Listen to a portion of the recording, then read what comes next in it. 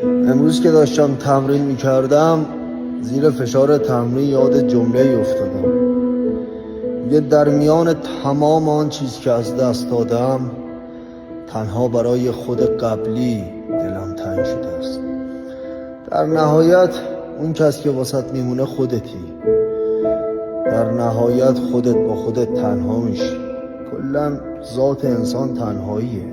کلن انسان تنها به دنیا میاد، تنها هم از دنیا میره.